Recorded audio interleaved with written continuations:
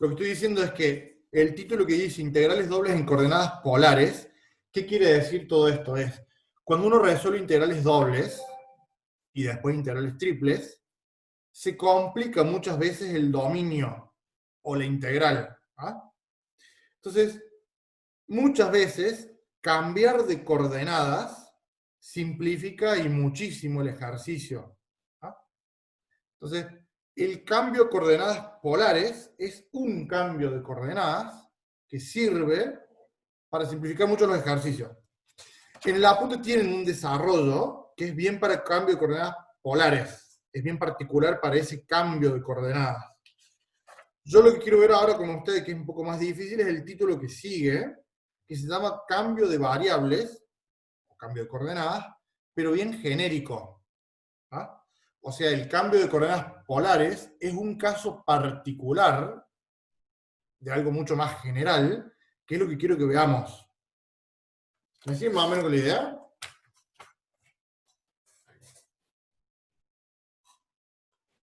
¿Me Sí, siguen claro, bien? profe. De última, si queda tiempo, después vemos el polares, que es muy particular, pero vamos a ver algo que es general y es medianamente complicado. Yo, para hacerlo un poquito más fácil, lo que hice fue, hace un par de semanas, en el desarrollo del apunte hay un par de cosas que no se entienden del todo. Entonces lo que hice fue armé un PDF, que se los voy a compartir en el aula virtual y lo voy a mostrar ahora yo en mi pantalla. ¿Ah? El desarrollo es, digamos, sigo la idea de lo que dice el apunte de Mondor, pero intento acá explicar un montón de cosas que en el apunte no están muy explicadas. ¿Ah? ¿Se ve ahí la pantalla mía, sí? Sí, profesor. Bueno, este PDF se lo subo todo después. ¿Ah? O sea que no es falta que lo copie, nada de eso. Bueno, les pido un poquito de atención porque son temas raros. Vamos a mezclar mucho con álgebra y hay cosas que a lo mejor han visto y a lo mejor cosas que no. ¿Ah? Y no tengo tampoco mucho tiempo como para invertir mucho tiempo. Tengo que verlo esto en media hora, más o menos. Cambio de variables. El propósito de este documento es ayudarlos a ustedes que entiendan cómo funciona el cambio de variables. O sea, ¿qué estoy diciendo yo? Que tengo una integral que es complicada en las variables x, y lo que voy a hacer es pasar a otro sistema de coordenadas que sea más sencillo para resolver el ejercicio. Eso es lo que quiero hacer. ¿Ah? Fíjense, conceptos previos. Yo leo a unas partes y otras se los dejo para que después lo lean ustedes, pero en análisis matemático, generalmente ustedes están acostumbrados a usar funciones y función de x, o como venimos usando acá, z función de xy, que son las gráficas que más o menos venimos usando. ¿Ah? Hay otra manera, esto está acá, que se llama forma paramétrica. Ustedes en álgebra, por lo menos en, no sé si en todas las cónicas y las cuádricas, pero por lo menos en recta, han visto la ecuación paramétrica de la recta. ¿Ah? ¿Se acuerdan de eso del álgebra? ¿Ah? ¿Cómo se usaba paramétricas? Usaba un parámetro que generalmente es t. En el caso de R2, donde las gráficas son curvas en el plano, hacerlo en forma paramétrica significa decir que x es una función de t y que y es una función de t. Yo tengo que, es como, esto yo lo veo como que tengo una variable independiente que es t, que me da dos coordenadas, me da coordenada x y coordenada y. ¿Sí? ¿Me siguen o no?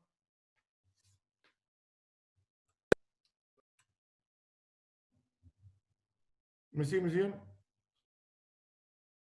Sí, profe. Vinculándolo con análisis 2, nosotros hasta ahora no hemos hecho mucho con funciones vectoriales, ahora nos metemos con eso. Yo puedo suponer que la función f1 y la función f2 son los componentes de una función vectorial. Una función vectorial a la que llamo R minúscula, que va de los reales a los reales en dos dimensiones. O sea, yo tengo una variable independiente que es t, por eso tengo R1, y mi función va a R2, me da dos componentes, me da x y me da y. O sea, para cada valor de t, tengo un valor de X y un valor de Y. ¿Qué quiere decir eso, por ejemplo? Fíjense, si yo pongo Y seno de X, esto es una función de la que ustedes ya más o menos conocen, ¿sí?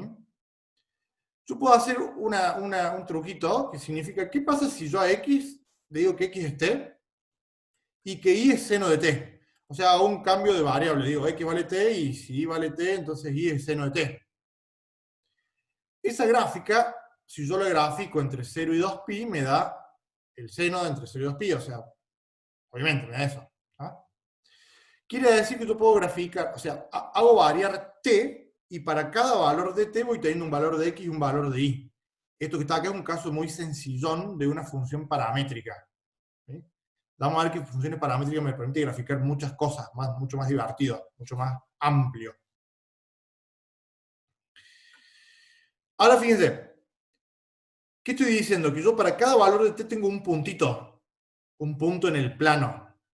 Si a ese punto en el plano, en vez de verlo como un punto, lo veo como un vector, eso se llama vector posición. Y yo lo grafico acá. O sea, en vez de tomar a cada punto de esa gráfica como un plano, como un punto, lo veo como un vectorcito, un vector que va desde el origen hasta el punto. Se llama vector posición. Ese vector se va moviendo y va graficando eso. ¿Ah? Y acá viene la parte interesante. Fíjense que yo pongo R. R es la función esa vectorial. R evaluado en 2 me da valor de X y valor de Y.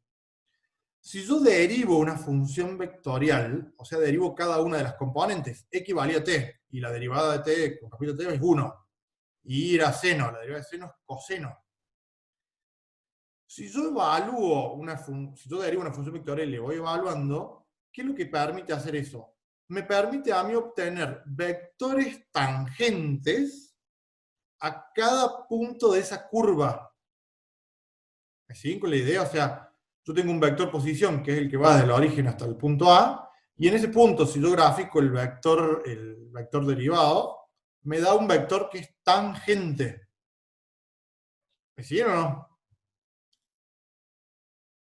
Sí, profe, se Después leanlo esto es para que vean.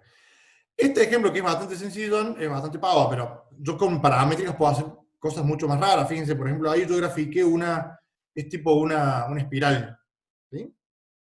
Ahí está entre paréntesis la expresión de esa función vectorial. Es x igual a t por coseno de t y y es t por seno de t. Fíjense cuando tengo una función vectorial, porque tengo una sola variable que es t, que me da dos componentes, x e y. Eso me da puntitos, que hacen esa espiral, y si en vez de verlo como puntitos, lo veo como vectores, me da esos vectores que van desde el origen. Si yo derivo esa función vectorial y grafico, me va a dar vectores tangentes a esa espiral en cada punto. ¿Ah?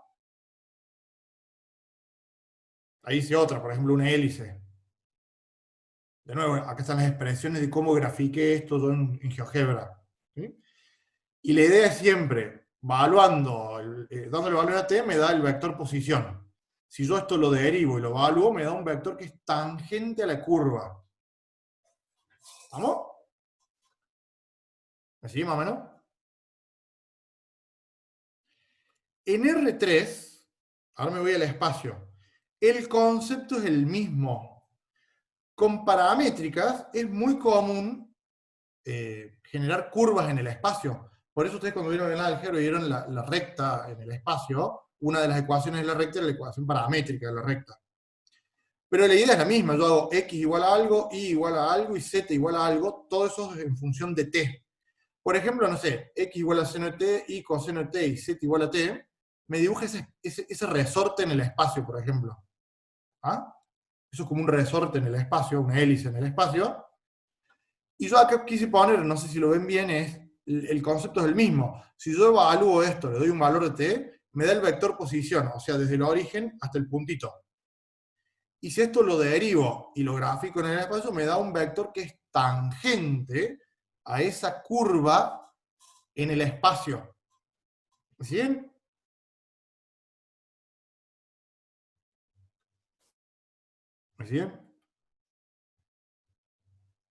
¿Sí? Sí, profe, vamos bien por ahora. Son cosas más de matemática y ustedes no han visto mucho esto, pero ahora nos metemos con eso. Bien, ahí terminamos con esa parte. Es un concepto que yo estoy repasando que quiero que los tengamos. Matriz jacobiana. Esto lo vimos cuando vimos derivación de funciones implícitas. ¿Ah? Acá aparecía en el caso 3 y en el caso 4 esa matriz jacobiana. Fíjense, acá está una definición un poco más formal. Dice, se denomina matriz jacobiana a la matriz formada por las derivadas parciales del primer orden de una función. Por ejemplo, si yo tengo una función que es un campo escalar, o sea, Rn a R, las que venimos usando más hasta ahora, o sea, z función de xy, o omega función de x y z, o sea, tengo una sola variable de salida, la matriz jacobiana tiene una sola fila. Es la fila formada por todas las derivadas parciales. En el caso de un campo escalar, la matriz jacobiana tiene una sola fila con n columnas. Cada columna está la derivada parcial con cada una de las variables, y es igual al gradiente. Porque si yo a una matriz veo una sola fila, a eso lo tomo como un vector, y ese vector es el gradiente. ¿Ah? Ahora, si yo tengo un campo vectorial, acuérdense de la primera clase cuando vimos que la generalización más complicada de todo esto es que si yo tengo n variables de entrada y m variables de salida, esto se llama campo vectorial. La jacobiana, y es lo mismo que vimos con derivación de funciones implícitas, ¿sí? Tiene varias filas, donde cada fila se corresponde a uno de los componentes y cada columna a una de las variables. O sea, tengo todas las derivadas parciales. ¿Sí? No sé si más o menos se acuerdan algo de cómo era jacobiano, se acuerdan de implícita. Tengo una matriz. Sí, profe. Acá está medio complicado porque está muy simbólico, pero es lo mismo por ejemplo, acá está un poquito más fácil. Por ejemplo, para no irnos a n y m, que es medio raro, si yo me lo simplifico un poco y pongo de R2 a R2, que es lo que vamos a usar nosotros, por eso lo pongo a propósito acá, ¿cómo se define esa función o ese campo vectorial? Por ejemplo, así. Yo digo que tengo una función 1 que tiene dos variables u y b, una función 2 que tiene dos variables u y b, o sea que mis dos variables independientes son u y b. ¿Ah? Y tengo dos variables dependientes, x e y. O sea, para cada valor de u y b tengo x, y. El jacobiano, yo puedo, a ver, yo puedo anotar acá. El jacobiano, que se simbolizaba así con esa j, x e y me da, ¿se acuerdan? X me da esta fila, y me da esta fila, la u me da esta columna, y esta b me da esta columna. Eso es más o menos cómo se armaba la matriz jacobiana, ¿sí? Nosotros todavía no le hemos visto mucho el sentido de la matriz jacobiana y ahora le empezamos a ver un poquito más de sentido a esto. ¿Qué importancia tiene la matriz jacobiana? Y es que, a ver, en análisis 1 hay una sola variable. Entonces uno puede decir la derivada, y digo la derivada con mayúscula porque tengo una sola derivada como entidad, tengo la derivada. Cuando tengo un campo vectorial, como esto, no tengo la derivada. Es como que tengo varias derivadas, entonces no tengo... El jacobiano, esa matriz, es lo más parecido a la derivada, porque es una matriz que me reúne a todas sus derivadas parciales. ¿Ah? Entonces la matriz jacobiana muchas veces se le dice como que es la derivada de un campo vectorial, porque me reúne a todas sus derivadas parciales. ¿Ah? Yo no me detengo mucho, sigo, porque si no se va a hacer muy largo esto. Vamos a ver. Eso lo dejo ahí como concepto, porque ahora vamos a empezar a mezclar todo. ¿Sí? Transformaciones lineales. Esto es álgebra. Es uno de los últimos temas de álgebra que entiendo que lo han visto, pero lo repasamos acá rápido. Supongamos que tengo un campo vectorial que va de R2 a R2 y le damos T a ese campo vectorial. ¿Qué quiere decir esto? Que T tiene dos variables independientes y entrega también dos variables dependientes. Yo puedo considerar que la transformación lineal T, esa que está ahí, recibe dos variables, o sea, recibe un vector de dos dimensiones, y me devuelve dos variables, o sea, me devuelve un vector también de dos dimensiones. Por ejemplo, fíjense, si yo digo que t, que depende de u y de b, tiene esa forma, está puesta así como vector, porque tengo el punto y coma, estoy diciendo que para cada valor de u y de b me va a dar dos componentes, la componente 1 y la componente 2, que generalmente yo le pongo x e y. Si yo lo escribo en forma matricial a eso, esto es más parecido como lo han hecho en álgebra, o como debería haber hecho en álgebra algo, fíjense, yo pongo así, que x y, que es la imagen de ese campo vectorial, o sea, las dos salidas, tengo 2u más b es x, y u menos b es y. Lo puse en una matriz. Y acá, fíjense cómo yo puedo eso expresarlo como el producto de dos matrices.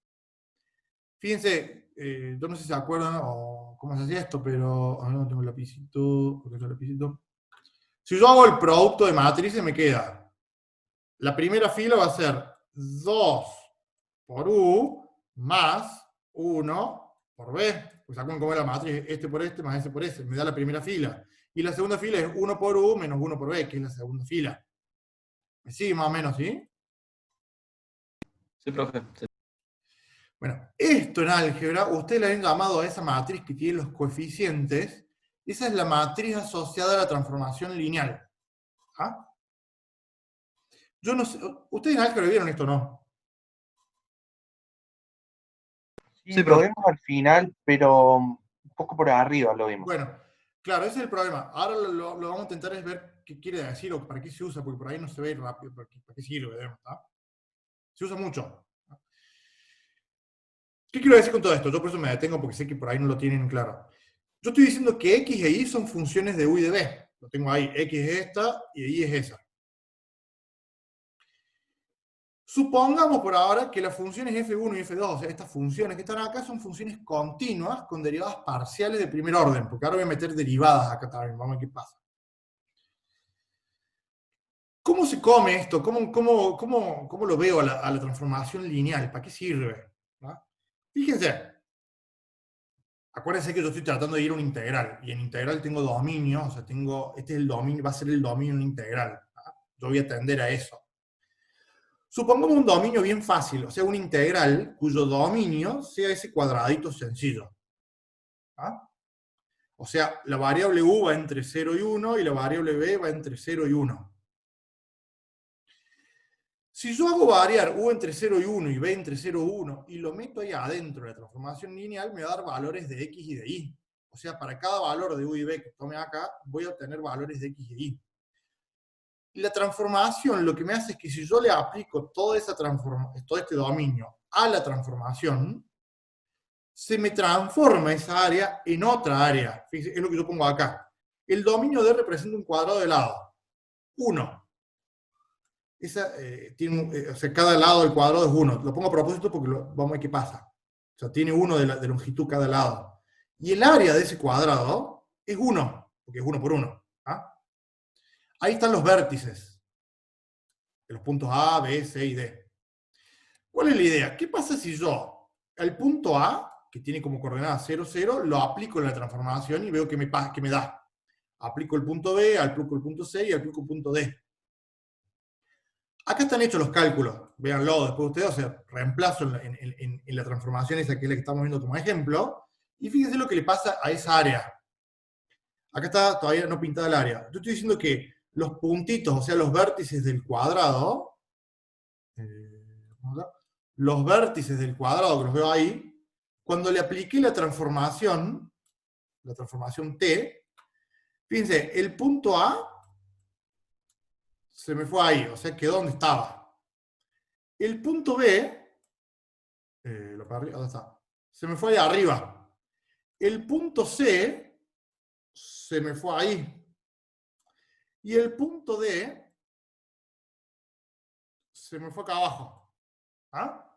Es como que lo transformé, le apliqué esa transformación y pasó todo eso. ¿Ah? Ahora, si en vez de hacerlo solamente a los vértices y luego sobre todos los puntitos, ¿qué es lo que le pasó? Todos esos puntos se me transforman en ese paralelogramo. O sea, si yo a cada puntito de acá le aplico la transformación, se me transforma en eso. ¿Me siguen? ¿Me siguen más o menos? Sí, profe. Se entiende. Eso es lo que hace una transformación lineal. Ahora vamos a refinar un poquito más. Fíjense que el área que tenía el cuadrado era 1. Yo le apliqué la transformación, acá yo estoy en el plano V, mis valores eran V, le apliqué la transformación y me fui al plano XY, porque mis variables de salida eran XY, y ese cuadrado que tenía un área de 1 se transformó en un cuadrado de área 3, en un paralelogramo de área 3. Este es el área de ese paralelogramo. Eso es importante porque ahora lo pongo acá, fíjense. Fíjense, a ver, en este caso, T es una transformación lineal. Es lo que ustedes vieron en álgebra. No es el propósito de este documento demostrar, pero ¿qué quiere decir una transformación lineal? Quiere decir, geométricamente hablando, quiere decir que el origen queda fijo. Fíjense que el punto A se mantuvo en el A. ¿Ah? Que las líneas rectas, fíjense la recta AB, se me transformó en una otra línea recta, la línea AB. O sea, la AB que estaba acá se transformó en otra línea recta acá. ¿Ah?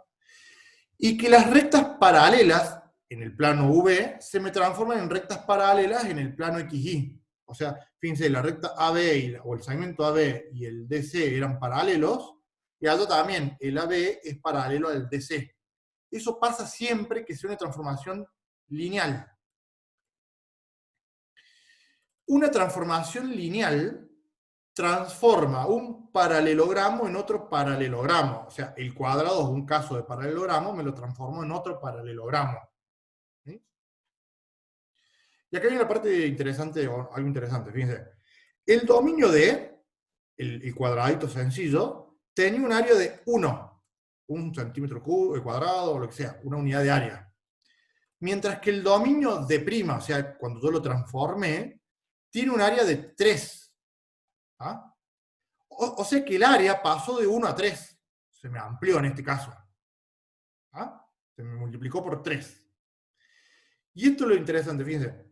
El valor absoluto del determinante de la matriz asociada a la transformación lineal, o sea, esa matriz que tenía los coeficientes, si yo le hago el determinante me da 3.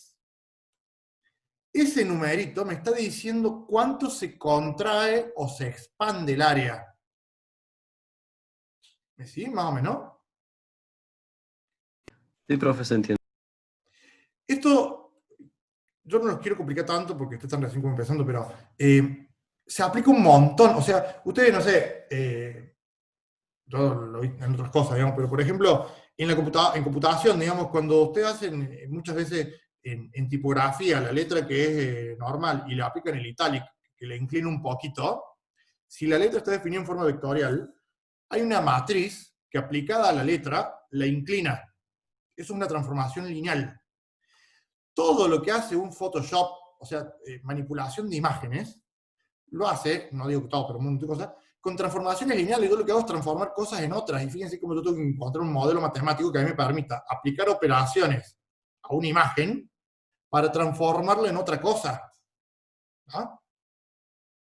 Eso es lo que estoy haciendo, transformando puntos en otros. Puedo hacer rotaciones, puedo hacer contracciones, un montón de cosas, ¿no? Profe, le consulto. Sí.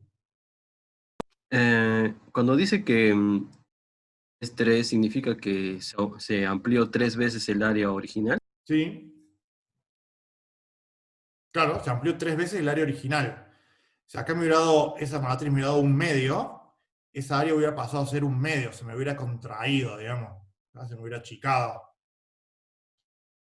O sea, si el área original hubiera sido 2, con la determinante hubiera sido 6. Si hubiera sido 2, con este que está acá, se hubiera ido 6. Y si hubiera sido 2 y el determinante hubiera sido un medio, se me hubiera dado 1. ¿Ah? Es como que este numerito es el que yo multiplico por el área original y me da el que está allá. Es bastante mágica la cosa, ¿no? O sea, como yo... no sé si me dan cuenta de cómo estamos mezclando un montón de conceptos raros, y esto funciona. ¿Sí? Fíjense, si la transformación T, o sea, esas funcioncitas que yo tenía, es biyectiva, quiere decir que admite una función inversa. ¿Se acuerdan que la función es biyectiva? Si es biyectiva, yo puedo hacer la inversa. Esto se cumple si el jacobiano de t no se anula. O sea, si este jacobiano no se hace cero, yo tengo función inversa. No quiero meter en todo esto, pero tómenlo como definiciones, ¿sí? Y si eso es cierto, quiero decir que yo puedo hacer la operación inversa, o sea, la antitransformación. ¿Qué estoy diciendo? Que yo puedo ir aplicando el lapicito. Si yo estoy en el plano V, le aplico la transformación T, me fui acá. Ahora, si estoy en el plano XY y le aplico la inversa, que la simbolizo como T a la menos 1, vuelvo. O sea, no lo destruí al objeto, sino que puedo ir y volver. ¿Ah? Puedo hacer ida y vuelta. Pongo acá mouse. ¿Ah? Eso es lo que dice aquí esta parte. Bueno, por ejemplo, fíjense, yendo ya un poquito más a funciones o cómo lo vamos a aplicar. Supongamos que yo tengo un paralelogramo limitado por esas funciones. X sobre 3, X, o sea, puse un par de rectas acá, que me da esa gráfica. Esto de hecho es GeoGebra, ¿sí? Esa área del paralelogramo es 1,5 en este caso. O sea, yo grafiqué las rectas, me dio un paralelogramo y me da 1,5 el área. ¿Ah? Si yo tuviera que hacer una integral, ¿ah? Esta es la idea que quiero usarlo, donde el dominio de la integral, o sea, no perdamos el concepto el que quiero hacer. Yo tengo una función z flotando acá arriba y quiero calcular una integral doble. Mi dominio de la integral es eso que está ahí en el piso. ¿Ah? Si yo quisiera usarlo a eso, no tengo una sola función que me limite, entonces tengo que esto partirlo en 3 pedacitos. Tendré que hacer una integral que vaya de acá hasta ahí. Otra integral que vaya de acá hasta acá. O sea, tengo que partir en 3 dominios. El dominio 1, el dominio 2 y el dominio 3. ¿Ah? Para poder poner los límites de las integrales. Porque no tengo límites iguales para todo el dominio. Eso es lo que está pasando ahí. Entonces, si este fuera el dominio de integración, haría falta partirlo en 3 subdominios. ¿Qué quiero hacer yo? Quiero encontrar una transformación lineal que me transforme ese dominio complicado en un dominio más sencillo. Eso es lo que quiero hacer. ¿Ah? Entonces yo le digo, le llamo D asterisco a ese dominio. ¿Ah? Está en el plano XY. Ese es el ejercicio, supongamos. Quiero encontrar una transformación tal que, si yo le aplico la transformación a ese dominio, me lo transforme en un dominio D, y ese dominio sea más sencillo. Por ejemplo, un cuadrado de 1 por 1. ¿Ah? ¿Me siguen con la idea, por lo menos? ¿Sí? Sí, profe, se entiende. Entonces, bueno, acá después vean los cálculos. No es tan difícil. Yo hago un par de calculitos ahí y encuentro una transformación. Acá está la matriz y demás. Después vean los cálculos. Esto en realidad no lo van a hacer ustedes. En el ejercicio no se hace esto, pero yo acá encontré una transformación que si yo la aplico, fíjense cómo queda. Si yo le aplico esa transformación a ese paralelogramo raro, me lo transforma en, acá abajo, los puse los dos juntos acá. El paralelogramo original era ese, me lo transformo en un rectángulo por ahora. ¿Ah? O sea, aplicando esa transformación, pasé de un paralelogramo a otro paralelogramo, nada más que ahora este es un rectángulo. Y el rectángulo es mucho más sencillo porque tengo líneas paralelas. ¿Ah? Ahora, si a ese rectángulo, que yo lo veo como esa matriz, esa es la matriz asociada, ¿sí? Le hago un par de operaciones elementales, ¿se acuerdan ustedes de operaciones elementales a matrices? En particular, yo esta, no sé, la multipliqué por -1 a la primera fila y le dividí por 2, o sea, le hice un par de operaciones, ¿ah? Eso es bien de álgebra, esa matriz se me transforma en esto, y obtengo que si yo ahora mi transformación lineal uso esta matriz que tengo acá, me transforma ese paralelogramo, ¿sí?, en ese cuadrado de 1 por 1. ¿Ah? O sea, encontré una transformación que me lleva el paralelogramo a un cuadradito de 1 por 1. ¿Sí? Y fíjense, el área era 1,5, pasó a ser 1. Si yo calculo el determinante de la matriz asociada, el determinante de esa matriz, me va a dar, me da acá, lo hago yo acá, me da 2 tercios. ¿Por qué? Porque si yo hago 1,5 por 2 tercios, me da 1. O sea, el determinante de esa matriz asociada a la transformación lineal me dice cuánto se expande o se contrae. Está puesto acá. ¿Me sigue más o menos con la idea, sí? Sí, ahora toma un poco más de forma. ¿Ah? Esto es una idea, digamos, que por ahí hay que masticarlo un poquito, pero eso es lo que hace la transformación lineal, me transforma. Y el determinante de esa matriz me dice cuánto se contrae o se expande. ¿Ah? Y acá la complicamos un poco más porque es lo que vamos a hacer nosotros. ¿Qué pasa si la transformación T no es lineal? O sea, fíjense, vuelvo un poquito para atrás, la transformación para este ejemplo o para el que hicimos antes son funciones lineales. Está acá. Lo hago con el lapicito. ¿Qué significa que son lineales? Que tengo rectas ahí. O sea, U igual a menos X. O sea, no tengo cuadrados, cubos, raíces, no tengo nada de esas cosas raras. Eso es lineal. ¿Ah? ¿Qué pasa si no fuera lineal? Si fuera cuadrado, qué sé yo, lo que sea. El concepto es parecido, se aplica igual, fíjense. Si la transformación T no es lineal, yo les hago las siguientes observaciones. El determinante jacobiano, o sea, el determinante este, no es constante, sino que van a aparecer X e Y, o U y B, depende de qué variables tenga. ¿Ah? No me va a dar un número, me va a dar variables. Porque me va a indicar que la contracción o lo cuánto se expande no es constante, sino que va a ir variando. Líneas rectas se van a transformar en curvas. O sea, si yo le aplico una transformación que no es lineal a una recta, me va a dar en el otro plano una curva. ¿Sí? Y aplicando la transformación T a un dominio D, yo obtengo el dominio de asterisco. O sea, paso de un dominio al otro, y supongamos que T tiene función inversa, puedo hacer la operación contraria. O sea, voy a transformar de una forma a otra forma. Con la transformación lineal era de un paralelogramo a otro paralelogramo, y mientras que con una transformación que no es lineal, voy a transformar de una forma rara a otra forma rara. ¿Se entienden más o menos los conceptos? Porque ahora es donde nos metemos con integrales. Vamos con análisis 1. Cambio de variable en integrales de una sola variable. Esto se llama sustitución. Esto lo vieron ustedes como método de integración. ¿Ah? Cuando cambiaban de variable, o sea, el clásico de sustitución. ¿Cómo era sustitución? Acá tengo el lapicito. Tú tenías una integral, ¿ah? Que era media complicada, no la podías hacer tan fácil. El desarrollo teórico de sustitución para una sola variable decía que si yo a x la reemplazo, la sustituyo por una nueva función de t, ¿se acuerdan? Me da el diferencial de x que me da esto, y reemplazo todo. ¿Ah?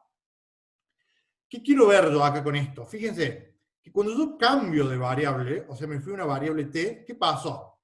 La x pasó ahora a ser una función de t, allá adentro.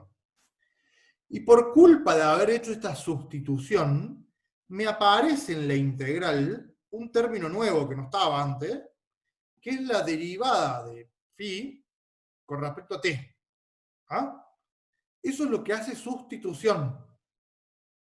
¿Se entiende la idea, no? Sí, sí, profe, se entiende. Es bien sencillo, es lo que hacen ustedes con sustitución. Yo lo pongo a propósito porque acá va a pasar algo parecido. Fíjense que dice, es importante notar que al efectuar el cambio de variable aparece dentro de la integral un nuevo factor, la derivada con respecto a t. Aquí hay un ejemplito de cómo se hace sustitución, sobre todo haciéndolo parecido como ustedes, bla, bla, bla. Esto háganlo ustedes después. Es para que lo vean, ¿no? Ejemplo. Ahora sí nos vamos a la parte complicada. Cambio de variables en integrales dobles. En el caso de integrales dobles, el dominio de integración en el plano xy, o sea, en el plano que nosotros venimos usando, puede ser muy complicado o engorroso al momento de resolver un problema. Eso es lo que pasa en los ejercicios. ¿Sí? ¿Qué quiero decir yo? Supongamos que mi ejercicio, el ejercicio que yo tengo que resolver es este que está a la derecha.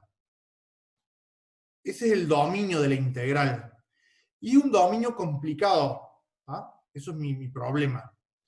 Yo lo que quiero hacer es encontrar una transformación que me simplifique ese dominio tan raro, me lo transforme en un dominio más sencillo, para simplificar la integral. ¿Ah?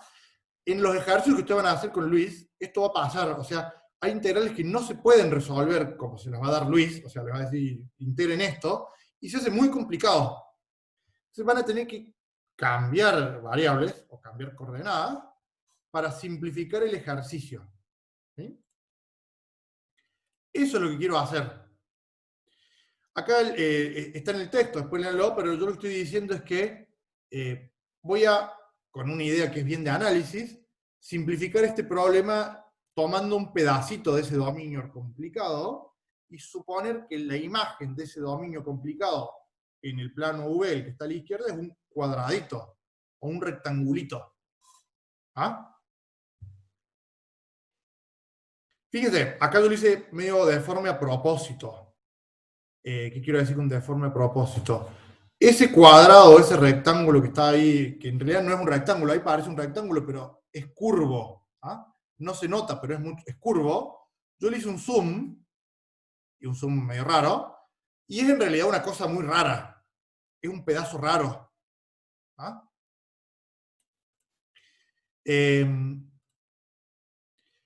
Yo estoy diciendo que si a ese pedacito raro le aplico la transformación que voy a encontrar, lo voy a transformar en algo mucho más sencillo, en un rectángulo, por ejemplo, o en un cuadrado.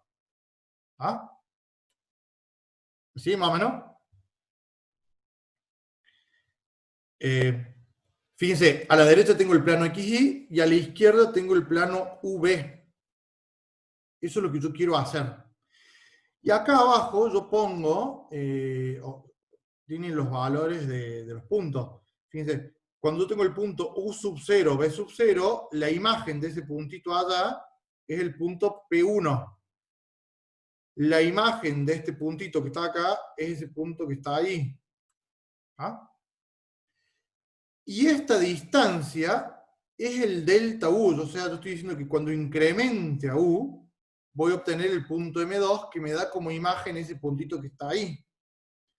Cuando incremente, no sé, delta B, me va a dar el puntito P4 que está ahí. ¿Ah? Eso es lo que yo estoy diciendo con eso. Sigo ahí, fíjense. A ver. El área del rectángulo, el rectángulo fácil, el que yo puedo calcular, ese rectángulo, que es un rectángulo lindo, es delta U por delta B. Es un rectángulo. ¿Ah? R1 es la imagen de R2 en el plano cuya área llamaremos delta área. O sea, esta tiene un área. Las dos tienen área, nada más que esto es un área de un rectángulo que lo puedo calcular fácil, y esa área que está allá no la sé calcular, es un área difícil de calcular. Bueno, acá digo que los puntos P1, P2, P3 y P4 son las imágenes de los puntos M1, M2, o sea, son las imágenes de aplicar la transformación. O sea que yo a un puntito de acá le aplico la transformación y llego para allá. Y como yo tengo inversa, puedo ir y volver. ¿Ah? Bueno, y ahora empezamos a complicarla, ¿eh? Si hasta ahora no venía complicado, ahora se complica más. Como yo no puedo calcular el área en el plano XY de esa cosa media rara, no la sé calcular, la voy a aproximar con un paralelogramo. Fíjense que yo ahí tracé dos vectores, el vector A y el vector B. O sea, el vector A es el que va del punto 1 al punto 2 y el vector B es el que va del punto 1 al punto 4. ¿Sí? Esos dos vectores forman un paralelogramo, que lo dibujé yo ahí a la derecha. Entonces yo estoy diciendo que el área de esa cosa media rara que yo tenía ahí es más o menos parecido al área de ese paralelogramo. ¿Sí? Fíjense que en el gráfico que yo hago acá no es, o sea, no se nota que sean muy parecidos, no son tan parecidos. Pero eso se debe a que yo tengo acá una distancia muy grande entre P1 y P2. Es una idea muy de análisis esta, ¿no? Que si el punto 2 y el punto 1 no están separados, no están tan separados, esas dos áreas son muy parecidas. ¿Me siguen, sí? ¿Más o menos? Sí, profe, se entiende. Bueno. Y ahora a ver si complica. Fíjense. Si yo llamo,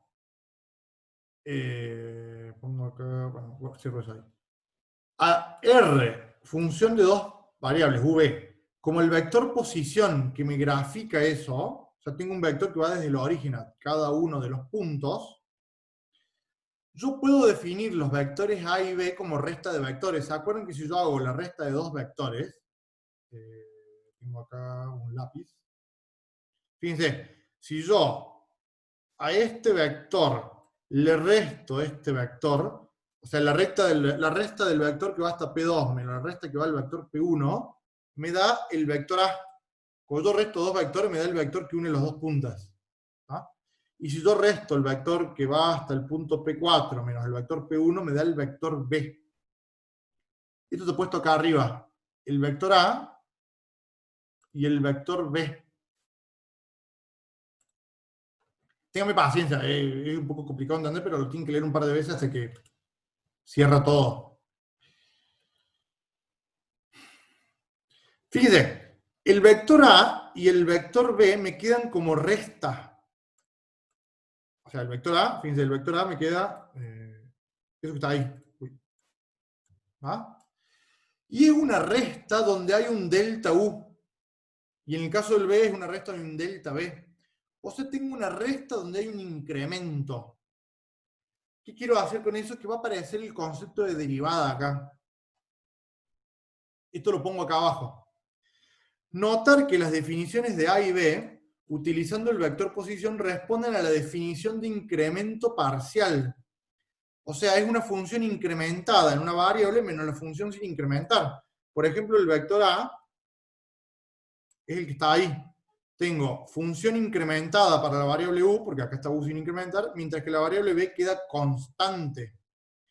Eso quiere decir que si yo a ese incremento lo divido, a esa función incrementada menos función sin incrementar, lo divido por el incremento y tomo límite, tengo la derivada de la función con respecto a la variable U.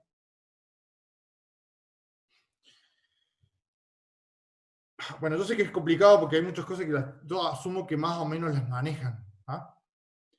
Había una propiedad de límite que la vimos cuando vimos diferencial, que si yo me olvido del límite, aparece el infinitésimo de orden superior.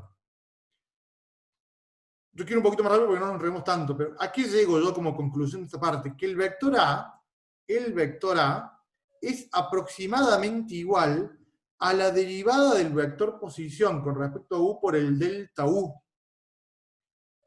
Y el vector B pasa lo mismo pero con la variable B. ¿Qué quiero decir con eso? O sea, geométricamente lo veo ahí, fíjense. El vector A es el que está ahí entre el punto P1 y P2. Mientras que el vector derivado con respecto a U por delta U es ese vector que es tangente a la curvita que va para allá. ¿Sí? Y de nuevo, la idea es, no parecen muy parecidos los vectores. ¿Sí? Pero eso se debe a porque tengo un incremento muy grande. Si el punto P2 estuviera cerquita del punto P1, ¿sí? Esos dos vectores, o sea, el vector A y el vector que está inclinado, serían muy parecidos. ¿Ah? Yo acá lo pongo a propósito, fíjense, notar que la diferencia entre A, el vector A, y el vector R'U por delta U, que es el que está inclinado, se debe a que el delta U es grandote, por eso el P1 está lejos del punto P2. Si yo no tengo esa distancia, o si hago que el límite que tiende a 0, los dos vectores son iguales.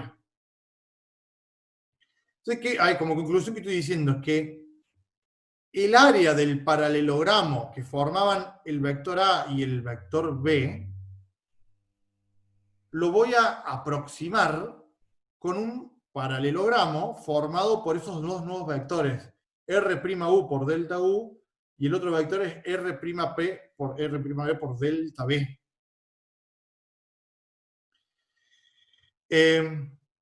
Y ahora empiezo, miren, fíjense. ¿Cómo calculo el área de un paralelogramo si tengo los dos vectores? Por álgebra, yo sé que si yo hago el módulo del producto vectorial de esos dos vectores, me da el paralelogramo. ¿Se acuerdan de eso? O sea, el producto vectorial de dos vectores me da un vector, que va a ser normal esos dos. Pero su módulo me va a dar el área de ese paralelogramo. Esto es lo que yo hago acá. Estoy diciendo que el área de ese que está ahí va a ser el producto vectorial, por eso pongo producto cruz, de esos dos vectores a los cuales tomé módulo. Como delta U y delta B son dos escalares, son dos numeritos, salen afuera, la única parte vectorial es eso que está ahí.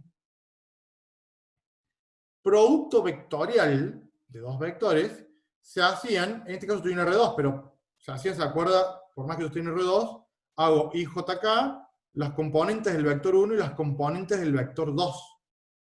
R'U y R'B tienen esas componentes. La componente Z es 0 porque estoy en R2. Si yo resuelvo ese producto vectorial, o sea, hago el determinante ese, me da eso que está ahí. Eso es el producto vectorial. Tiene versor K. Ahora le tomo módulo, porque estoy buscando el módulo de ese producto vectorial. Hago ese módulo, y a ese que está ahí lo puedo escribir como un determinante de una matriz. ¿Sí? Y ese determinante de la matriz es el jacobiano de x, y con respecto a u y b. Entonces, fíjense cómo voy en mi desarrollo llegando a una cosa medio rara. Yo partí de vectores, que hago producto vectorial, y si voy analizando cómo lo voy simplificando, llego a un jacobiano, en realidad el determinante de esa matriz jacobiana. Entonces estoy diciendo que el delta de área es aproximadamente igual al módulo del producto vectorial de esos dos vectores por el delta U por delta B, que es el determinante del jacobiano por delta U y por delta B. ¿Qué estoy diciendo con todo esto? Que cuando yo aplico la transformación, esa matriz, ese determinante de esa matriz, es la que me dice cómo se contrae o se expande cada uno de los pedacitos de área. Por eso cuando yo me voy a un integral doble, yo digo que tengo un integral doble, que es esta que está acá. Un integral, todavía no tengo un integral, tengo una sumatoria, ¿sí? De una función por un delta de área. Va a ser aproximadamente igual a ¿qué? Yo a la variable x la voy a cambiar de variable con una función ahora que va a ser u y b. Y a la variable y la voy a cambiar con una función que es la función u y b. G1 y G2 son las componentes de esa transformación lineal, no lineal, es una transformación. Y cuando yo aplico la transformación, el delta de área, la cambio por algo que me dice cómo se expande o se contrae para cada valor. Por eso ese delta de área se me transforma en ese determinante, que es el determinante del jacobiano. Y cuando yo tome límite para delta área que tiende a 0, o que es lo mismo, cuando i tiende a infinito y n tiende a infinito, la sumatoria doble en el dominio D', o sea, en el dominio complicado, se me transforma en otra sumatoria doble, que es una integral doble en un dominio D, que tiene esa forma. Esto se llama teorema del cambio de variable. ¿Sí? En el libro no sale con ese apunte, pero... o sea, esta última formulita que está ahí. Es lo que me dice a mí cómo yo cambio variables. Y fíjense que si hago una analogía con análisis 1, al hacer una sustitución, yo tengo una integral, cuando hice la sustitución, me aparece un término nuevo, que es precisamente ese jacobiano. ¿Sí? Por eso yo digo que el jacobiano, o el determinante del jacobiano, es lo más parecido a la derivada de la función. En el caso de análisis 1 me parecía que la derivada de phi con respecto a t. Acá tengo algo un poco más complicado, que es un jacobiano. ¿Se entiende más o menos? Yo sé que es difícil porque es raro, digamos, pero... ¿Sí? Más o menos con la idea. Sí, profe, se entiende. O sea, yo quiero que vean más o menos la idea. Después te tienen que verlo y leerlo un par de veces para para terminar de digerirlo.